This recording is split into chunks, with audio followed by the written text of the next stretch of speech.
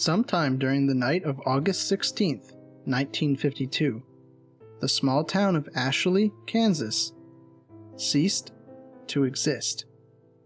At 3:28 a.m. on August 17th, 1952, a magnitude 7.9 earthquake was measured by the United States Geological Survey. The earthquake itself was felt throughout the state and most of the Midwest.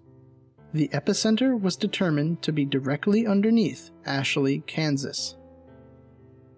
When state law enforcement arrived at what should have been the outskirts of the farming community, they found a smoldering, burning fissure in the earth measuring 1,000 yards in length and approximately 500 yards in width. The depth of the fissure was never determined.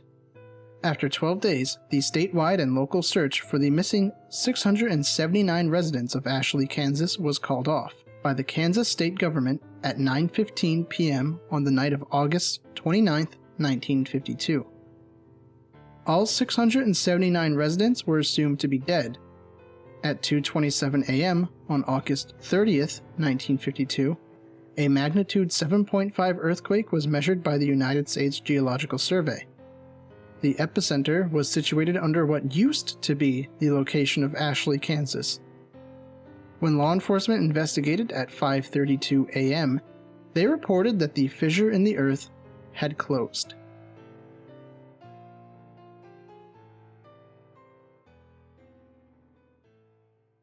In the 8 days leading up to the disappearance of the town and its 679 residents, bizarre and unexplainable events were reported by dozens of residents in Ashley, Kansas, and law enforcement from the surrounding area.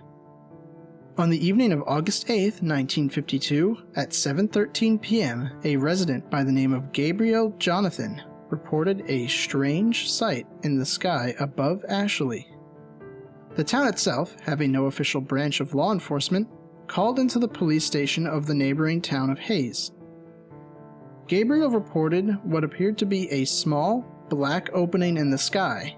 Within the next 15 minutes, the Hayes police station became overwhelmed with dozens of phone calls, all reporting the same phenomena. The phenomenon was never reported by any neighboring communities. A decision was made to send a trooper to Ashley to investigate the matter the following morning. At 7:54 a.m. on the morning of August 9, 1952, Hayes police officer Alan Mace radioed the Hayes police station. He reported that, despite following the one-way road leading into Ashley, he had become lost. According to his report, the road continued along its normal path, but somehow ended up back in Hayes. Officer Mace went on to add that the road never curved or bent in any direction. At 9:15 a.m., 7 of the town's 10 police cars were sent to investigate the situation. And all members of the team came to the same conclusion. The only road leading into Ashley stopped leading into Ashley, but instead led back to Hayes. Phone calls continued to pour into the Hayes police station, all reporting that the black opening in the sky continued to grow in size. All callers were advised to remain inside and to not travel outside unless absolutely necessary. At 8:17 p.m., Mrs. Elaine Cantor reported her neighbors, Mr. and Mrs. Milton, and their 2 children, Jeffrey and Brooke, missing. According to Mrs. Cantor's phone call, the Miltons attempted to leave town in their family car earlier in the evening. They never returned. Law enforcement officials from Hayes never reported the car or individuals coming up from the one-way road. At 7:38 a.m. on the morning of August 10, 1952, phone calls from Ashley into the Hayes police station reported that the town was in total darkness. The sun had never risen. At 10:15 a.m., at the request of Hayes law enforcement, a helicopter from Topeka, Kansas flew over the region in which Ashley, Kansas stood. The town was never observed from the air. At 12:43 p.m. on the afternoon of August 11, 1952, Miss Phoebe Danielski called into the Hayes police station. She reported that her daughter Erica had begun to have conversations with her father, who died 3 years prior in a drunk driving accident. To add to her concern, Miss Danielski reported that Erica was attempting to go outside into the dark to, quote-unquote, join them. Over the course of the next 12 hours, a reported 329 phone calls were placed into the Hayes police station, all describing similar phenomenon with the children of the town.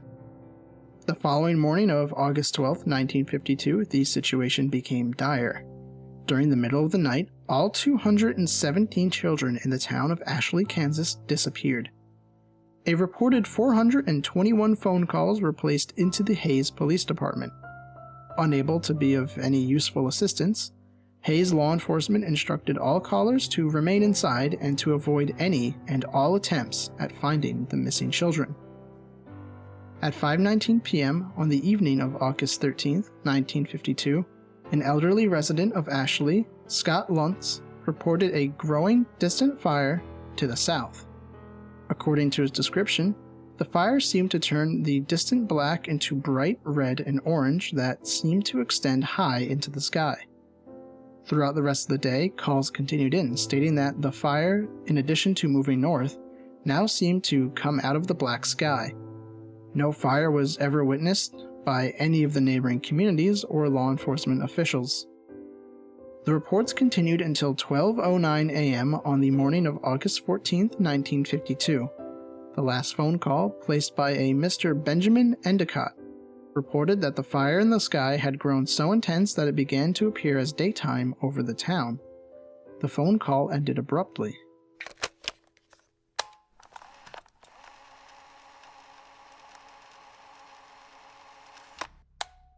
Just hold on. Wait. Yeah, I see something. It's to the south. It looks like... The next phone call wouldn't be placed until the following evening. The following is the entire transcript of the final phone call to be received by the Hayes Police Department out of the town of Ashley, Kansas. It was placed at 9:46 p.m. on the evening of August 15th, 1952. In this recorded phone call, the officer on duty is Officer Peter Welsh. The caller has been identified as Miss April Foster.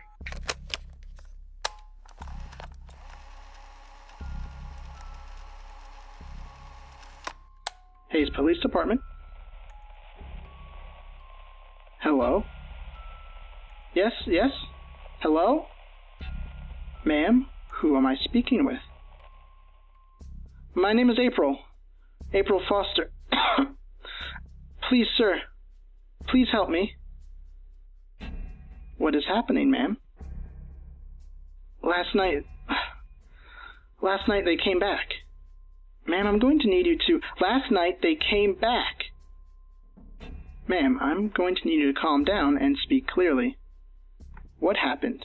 Who came back? Everyone. Everyone? They all came from the fire. What do you mean, everyone? My son. I saw my son last night. He was walking. He was walking down the street. He was burned. Jesus Christ, he was burned. Ma'am, he died last year. I raised him since he was a baby. It was just me and him. I told him to watch for cars when he rode his bike, but he never wanted to listen. Ma'am, what you're saying isn't making any sense. You said everyone came back. Are you fucking listening to me? Everyone. Everyone came back. Everyone who died or went missing, they're back, and they're looking for us. He said, Mommy, I'm okay now, see? I can walk again. Where are you, Mommy? I went to see you. Ma'am, where are you now? Are you safe? I'm hiding, just like everyone else. We saw them coming through the fields, and some people opened their doors for them. God, the screaming. I don't know what happened to them, but their houses caught fire and they caved in. I have my curtains drawn. I'm hiding in the closet right now and... Ma'am, is everything all right? Are you okay? Oh my God. Ma'am? Something just came in. Ma'am, stay as quiet as you can. Don't make a sound. Mommy. He came inside. Stay absolutely still. Don't leave. Mommy. Mommy, where are you hiding? Stay quiet. I found you, Mommy. Ma'am? Ma'am?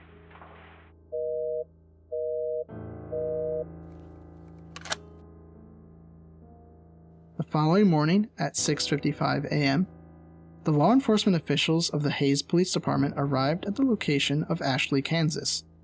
A smoldering, burning fissure in the earth was all that remained.